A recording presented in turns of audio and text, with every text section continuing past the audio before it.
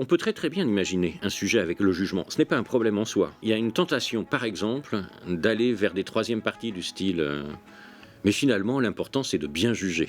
Ouais, ouais. Alors le truc tarte à la crème, on pourrait dire ça de tout à ce Oui, moment-là. L'important, c'est pas l'image, c'est la bonne la bonne image, image, l'image vraie. L'important, c'est pas la violence, mais ce serait la bonne violence. Et puis alors, on peut décliner ça Ah ouais, partout. sur tous les thèmes. Voilà, tout le thème. Alors je sais bien hein, que l'important, ce n'est pas de vivre, c'est de bien vivre. Bon, ok, une fois qu'on a dit ça, on peut tout décliner.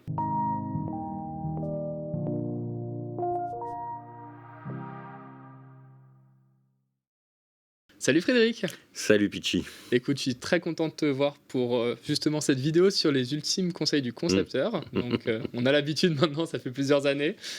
Déjà un petit mot avant de commencer, du coup, comment ça se passe de ton côté, à un mois des concours? Enfin, moi, des concours, ça se passe bien. Il y a évidemment et une charge de travail parce qu'il y a beaucoup de questions, beaucoup de, encore des hésitations, encore des doutes, encore des choses à améliorer jusqu'au bout. Hein. Enfin, tout le monde le sait. Un étudiant, il se prépare pendant 2 années, voire 3 années. Mais aucun étudiant ne peut se dire totalement prêt. Envie d'en découdre, oui, ça, je crois qu'ils ont envie d'en découdre. Il reste voilà, quelques semaines avant les concours, donc bien sûr, ils ont envie d'y aller. Mais jusqu'au bout, il y a encore des choses à améliorer pour, on l'espère, exceller le jour J, enfin les jours J, hein, pour les différentes épreuves de CG. D'un point de vue méthodologie, déjà, en tant que concepteur, mais aussi en tant que correcteur, Mm. évidemment, que ce soit à HEC ou à Audencia, en voie ECG, ECT, qu'est-ce que tu valorises généralement dans une copie? Qu'est-ce qui t'intéresse principalement quand tu lis une copie? Alors, c'est très vague, mais Ouais, c'est un peu vague. Bon, alors, formellement parlant, de toute façon, c'est déjà l'accessibilité de la copie, c'est-à-dire la lisibilité. Alors, ça semble idiot, hein, mais en fait, on ne cesse de le répéter. Plus une copie sera lisible, c'est-à-dire accessible immédiatement, sans que le correcteur ou la correctrice ait de difficulté à déchiffrer ce qui est en train de se passer, ne bute systématiquement sur des erreurs ou d'orthographe ou de syntaxe, ce type de choses. Enfin, des choses toutes bêtes, très formelles, que théoriquement, on a mis 2 ans, pire encore quand c'est 3, à travailler et à corriger. Une fois qu'on a cela, déjà on est en terrain quasiment amical. Voilà, d'accord, le candidat, la candidate a fait attention, donc c'est très bien, on est content et on va pouvoir donc dialoguer pendant le temps de la correction. Donc évidemment il y a ça, mais d'une façon plus globale, ce à quoi moi je suis sensible, c'est à la sincérité de la démarche. Et quand je dis sincérité, j'emploie très souvent le mot authenticité, parce que étymologiquement c'est un mot fort, enfin je le répète, hein, c'est être authentique, c'est être l'auteur de sa propre pensée, et ça se ressent très très bien, c'est-à-dire avoir quelqu'un qui accepte de s'emparer du sujet, de se confronter à lui, de ne pas faire comme si le sujet on l'a déjà vu, peu ou prou, il y a peu de chances quand même qu'on l'ait vu tel quel, enfin en tout cas ça n'a pas été pensé ainsi, mais pourquoi pas, et donner le sentiment que quelqu'un en fait en gros, fait le travail, quoi, un peu mécaniquement, et puis balance son truc, fait ses paragraphes, etc. Bon, ça ne veut pas dire que ce sera nécessairement une mauvaise copie, mais ça ne nous rend pas particulièrement sensibles à la copie, et on préfère toujours une copie peut-être un petit peu moins bien ficelée, pas trop quand même, hein, mais un petit peu moins bien ficelée, mais sincère. On sent que la personne a voulu vraiment réfléchir au sujet, se confronter au sujet, solliciter les œuvres, et puis faire valoir ce qu'il a appris, hein, ce qu'elle a appris, pour pouvoir proposer un résultat fini, quoi. Enfin voilà, c'est moi la sincérité dans la démarche intellectuelle, c'est vraiment ce à quoi, à titre personnel, mais pas qu'à titre personnel, on est tous dans cette démarche-là, on recherche dans une copie. bien sûr, bah, l'authenticité, c'est le meilleur moyen de dialoguer aussi avec le Ben oui, candidat, étant oui, donné qu'il bien n'y a sûr. qu'une copie qui Mm, vous relie mm, tous les deux. mm, Mais tu parlais aussi d'assumer un petit peu sa réflexion, sa pensée. mm.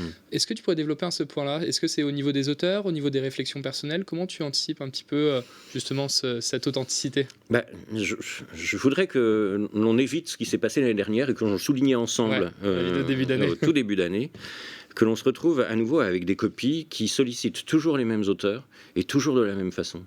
Et ça, c'est très pénible. Là, il n'y a pas de sincérité là-dedans. On est dans la récitation. Alors, on a beau le répéter, il s'agit ici de le faire parce que c'est l'exercice, et puis que faut enseigner, c'est répéter, hein, pour beaucoup. Donc, je le répète. Savoir des choses, c'est la base.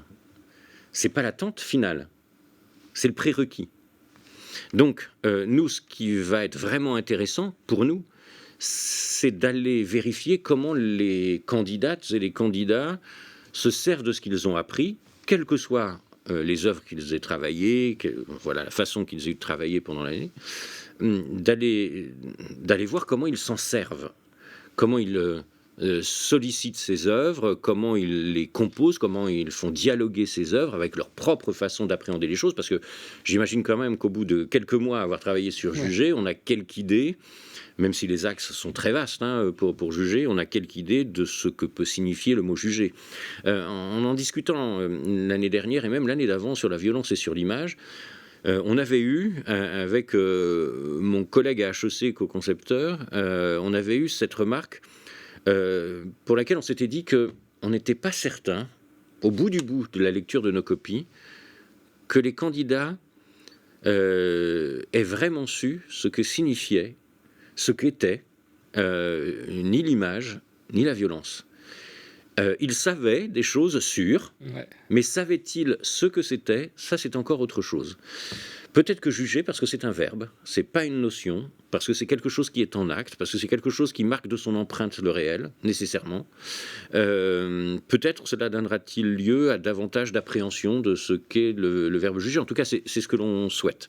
Donc, on voudrait absolument éviter ces copies qui finissent par devenir interminables, malheureusement, à toujours dire la même chose et à toujours peut-être passer, alors parfois à côté du sujet, mais en tout cas à côté de la notion. Ouais. Mais c'est très intéressant parce qu'il y avait vraiment eu déjà cette appréhension au niveau du thème de l'image. On en avait déjà discuté dans la vidéo de l'année dernière. Oui. Et cette année, encore une fois, polysémie évidemment du verbe juger qui nous amène aussi à différents axes. Est-ce que tu as le sentiment aussi par moment que juger peut être amené à être trop restrictif dans certaines copies par exemple, ou tu as l'impression que les étudiants ont bien saisi justement qu'il y avait quand même différents enjeux, différentes thématiques au sein même de juger? Alors bon, ça on va voir le jour du concours. Moi j'ai évidemment un biais parce que les copies des autres, je ne sais pas ce que ça donne. Donc j'ai suffisamment insisté pour, par exemple, ne pas me retrouver avec des copies qui ne traitent que de la justice, par exemple. Oui. Et ce serait une catastrophe absolue. Ou alors qui se contentent d'appréhender la notion à travers le jugement. Ouais. Parce qu'on peut très très bien imaginer un sujet avec le jugement. Ce n'est pas un problème en soi. Je veux absolument rassurer les préparationnaires. On peut avoir un sujet avec le jugement. Mais le jugement devra toujours être compris comme le résultat de l'action jugée. Et donc si un sujet devait se présenter avec le jugement, il faudra vraiment avoir à l'idée qu'avant le résultat, il y a eu le processus de juger. Et que ça doit être absolument pris en compte parce que c'est le thème.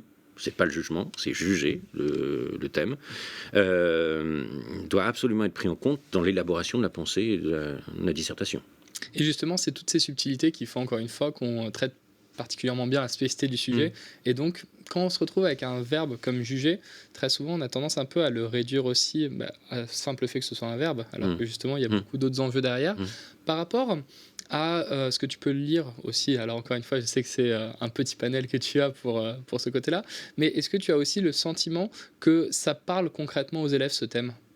Oui, j'ai le sentiment que ça parle, et alors comme on en avait discuté au tout début de l'année, où j'avais le sentiment que ça allait peut-être être compliqué parce que c'était très vaste, bref, c'était un thème qui me faisait un peu peur, pour tout avouer.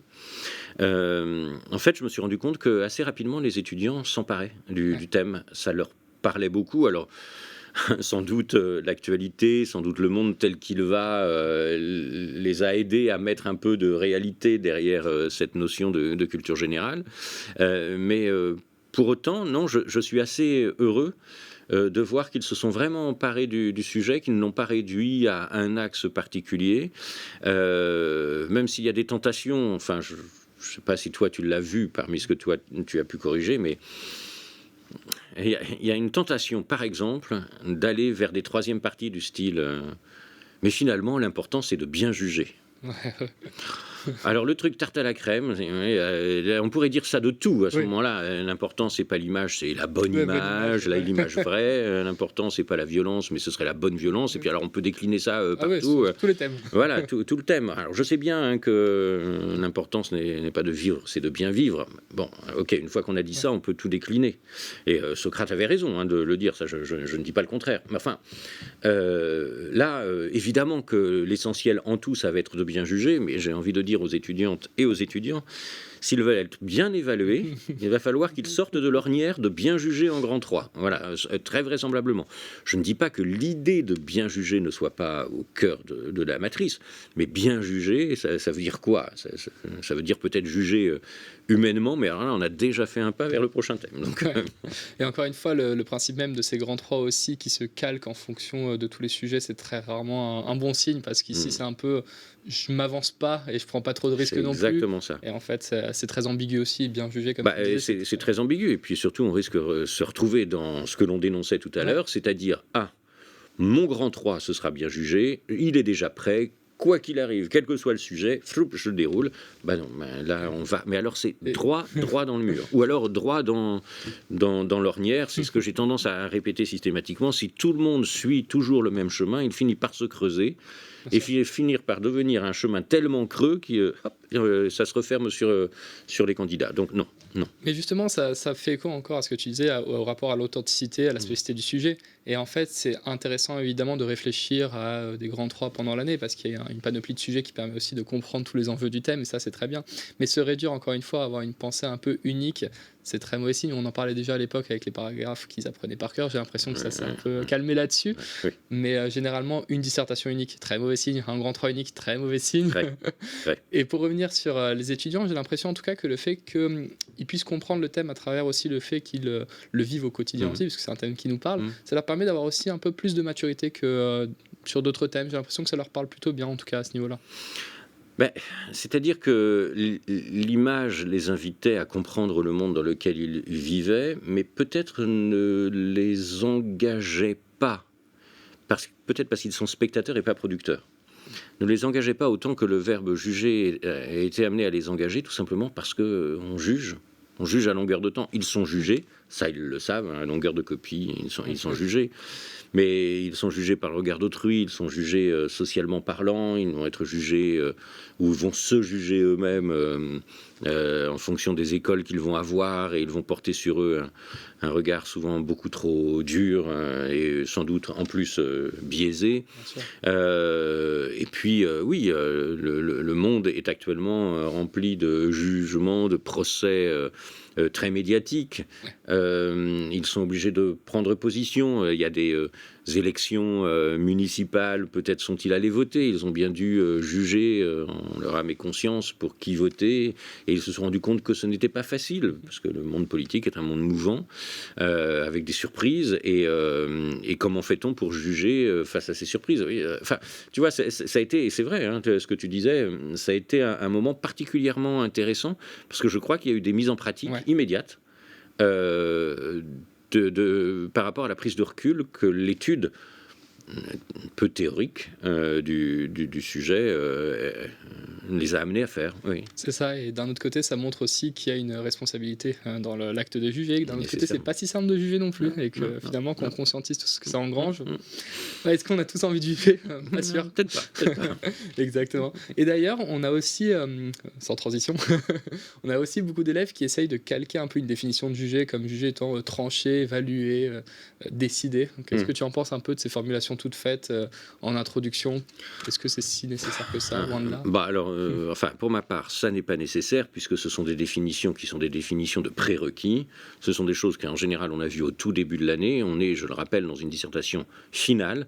Donc, on n'a pas à reconvoquer toutes ces définitions.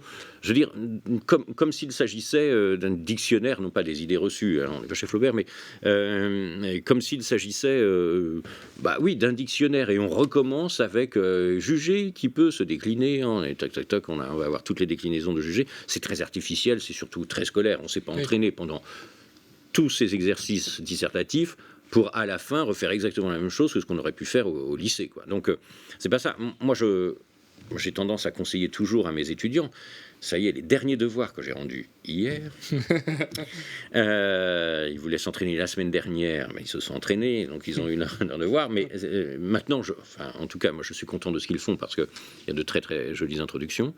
Mais ils ont compris enfin que quand on s'appuie sur une référence initiale, cette référence initiale sert à deux choses. Elle sert à tisser les différentes significations de juger en les dispatchant dans l'analyse que l'on fait de la référence, tout en amenant, alors c'est du 2 en 1 ou du 3 en 1, mais tout en amenant une lecture du sujet vers lequel on va pour amener au point de tension, pour amener au paradoxe, pour amener ensuite à la problématique. Donc plutôt qu'avoir une liste très très scolaire de définitions, virgule après virgule, avoir la déclinaison de toutes les significations possibles, c'est beaucoup mieux de tisser les choses. Bien sûr, mais en fait ça évite aussi le passe-partout, c'est-à-dire encore une fois, prenez tout et choisissez ce qui vous intéresse, encore une fois. Le pire. C'est exactement ça. Et ce qui est intéressant sur ce que tu disais justement avec le fait de tisser à travers aussi une œuvre, c'est que les œuvres sont aussi là pour nous permettre de comprendre le thème, mais elles ne réduisent pas le thème juste à l'œuvre. Et c'est ça qui est aussi intéressant, c'est que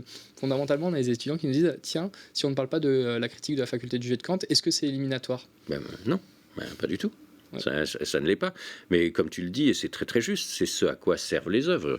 Quelles que soient les œuvres abordées en culture générale, et c'est vaste les domaines, mais une œuvre a ceci de spécifique qu'elle déborde de son lit initial et qu'elle va aller alimenter, arroser et enrichir les rives adjacentes.